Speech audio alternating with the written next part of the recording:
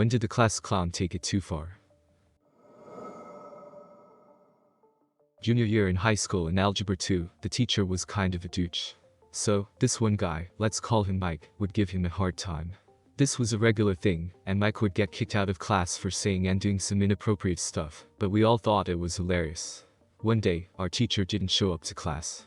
Word got around that his oldest son had died of a drug overdose, and he had to take some personal time off. He didn't show up until a week later, and he looked really sullen and down. During class, Mike pulled out a can of Coca-Cola and started sipping it nonchalantly. The teacher had a strict no eating or drinking in class policy, and Mike was aware of this. He told Mike to throw it away and step outside. Mike, the absolute savage, says, "Look, I know you don't like Coke, but I'm sure your son did." Nobody laughed. Just silence. Some people didn't get it. The ones who did were just too shocked to say anything like me. Mike threw his drink away and walked out of the classroom, while the teacher just sort of haphazardly continued his lesson, although we could tell Mike's comment messed him up. This one kid thought it would be funny to snort a line of that sour powder. This was no small line, mind you. I actually think he was rubbing it off the candy. Anyways, he does his line and instantly starts screaming. His nose was gushing blood, and I honestly think he popped a blood vessel in his eye. Ran out of the room and later saw an ambulance come to the school. Don't do drugs. There was a class clown in my class and another one from the senior class at the time. They collaborated to throw toilet paper all over the schoolyard as a joke. I forget exactly what it was, but there was some kind of very important event going on that day, and we were supposed to have a lot of visitors that afternoon. The principal was not amused. He said if they'd done that on any other day, he'd probably just let it go after making them clean it up. They got detention, and one of the teachers made them personally apologize to the elderly janitor who had to clean that shit up in the dark when it was freezing cold. The janitor found the mess when he got into school that morning, while it was still dark around 6 a.m. or so. He started cleaning it up himself, before anyone knew who did it. The office pulled the footage from the outdoor security cameras later that morning. Because it was such a small school, those dudes were identified in about 30 seconds. When I was in 3rd grade, we were all doing our thing, coloring, reading, etc. The class clown was being really noisy and kept goofing off. We were all having fun, and the class clown eventually sat down. It wasn't long before he was laying on the floor, foaming out of his mouth, shaking violently. We all laughed. It was a joke, right? Before long, the teacher came rushing over to see the new joke the kid came up with. She immediately called 911, and he was rushed out of the room. He had a seizure, while the whole class thought he was joking. He recovered and everything was fine. I just feel bad for the kid. We had this one kid in our class in high school. I don't want to call him weird, and I'm genuinely not sure if he had a disorder, but he spoke with a lisp, and didn't seem to have many friends. Our interactions were few, and well, weird for lack of a better word. I don't mean the offensive weird, just the objective, not normal. The only vivid memory I have of him is being 2 seats away from him being asleep in class, and hearing a little sputtering noise, and seeing his desk coated in water. The kid between us goes, "Did you just throw up on the desk?" He responds with, "No, it's just water." And then we just went about our day like nothing ever happened. I never wiped it up, never questioned it, just continued learning about whatever shit I was learning in that class. A kid, class clown, in elementary school, made fun of a boy that no one liked, but one day, the boy said his mom had a miscarriage, and the other kid thought it would be a great insult later in the week to tell him something along the lines of "Your brother is better off dead. It's a good thing your mom had a miscarriage." I don't think we've ever rallied for this kid as hard as we did that day. Not cool. I was at an all-state music festival, basically a concert band that students from the entire state auditioned to perform in during high school, and during some downtime between pieces during the rehearsal, the conductor asked if anyone wanted to come up and say a joke into the mic. One of the percussionists raises his hand, walks up, and tells the following joke. "What do you call a kid with no friends?" A Sandy Hook survivor. I absolutely could not believe what I heard. This was just weeks or maybe a few months after the shooting. I don't remember if anyone laughed, I don't think they did, and he definitely got a stern talking to.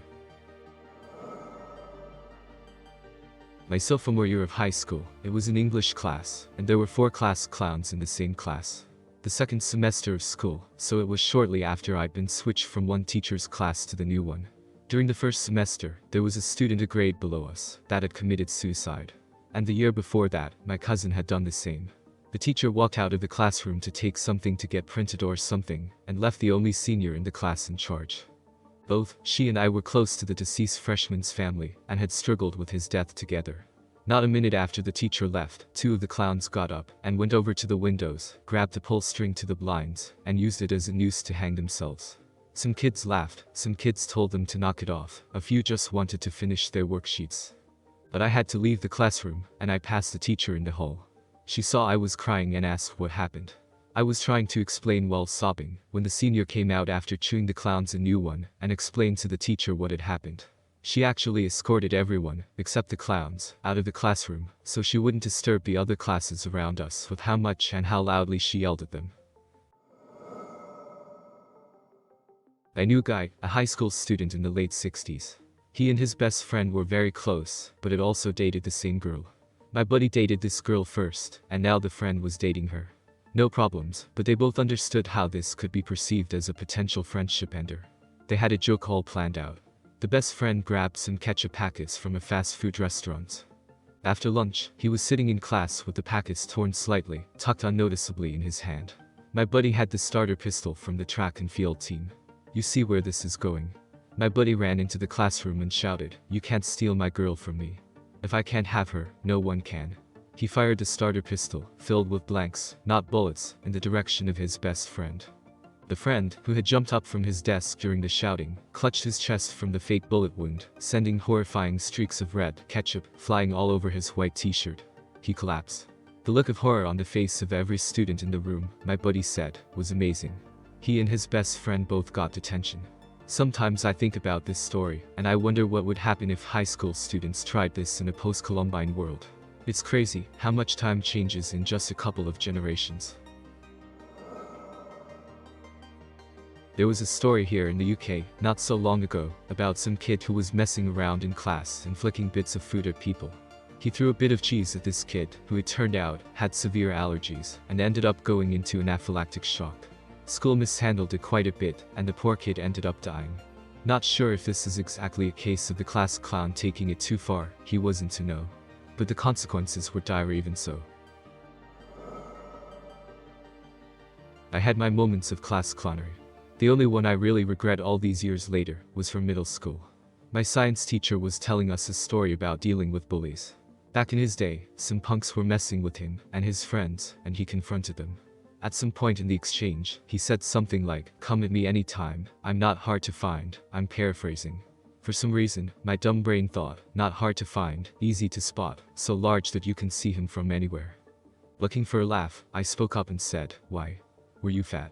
There was some muffled laughter, but all I really remember was the teacher topping almost mid-sentence, staring daggers at me, face red as hell. He stopped his story, turned to his desk, and told us curtly to just work on homework. He barely said anything for the rest of the class. I felt like absolute shit. It didn't register to me that, yeah, maybe he struggled with his weight as a kid, and that was part of the bullying. I really didn't imagine he was a fat kid or anything, it was just a play on the easy-to-find mental image. I apologized as best as I could at the end of class, but it was tense. At the end of the year, he actually awarded me a Best Science Student Award or something like that. You know how they'll do a bunch of student awards for attendance and other shit. I think the fact that he did that means he forgave me. But I still feel like a massive heel every time I think about that. In 4th grade, we had a kid who disrupted class all the time because he couldn't keep still. It had snowed, and we were walking around the room doing an assignment. The teacher went to the class next door for a minute. This kid ran out the door to the field, right outside the door, made a snowball, and threw it in the classroom, hitting a huge light bulb that exploded, sending glass everywhere. Everyone screamed, teachers came running in, and we never saw that kid again. This was in the 70s, so they probably drugged him up and put him in a different school. I tripped a kid who was running for lunch back when I was in high school. He didn't get back up, thought he'd broken his leg. An ambulance was called. The kid was taken away in full view of well over 1,000 plus. Got called out. And then, thankfully, comforted by the same kids when I became distraught at the thought of what I'd done to this poor kid. After a rather sleepless and guilt-ridden night, I found out that he had a dead leg and was fine.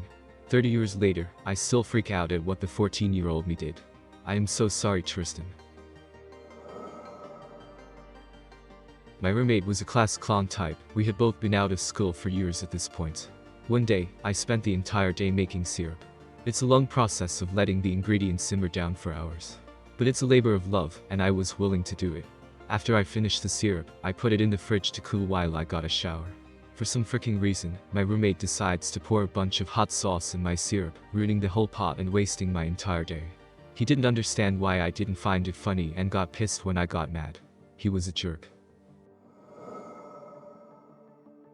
This is a true story. There was a class clown who makes pretty good jokes and is all around a respected person. They recently have been dropping roasts on people in their jokes, so people are starting to dislike them. The one thing that they said to ruin everyone's respect was making fun of the teacher.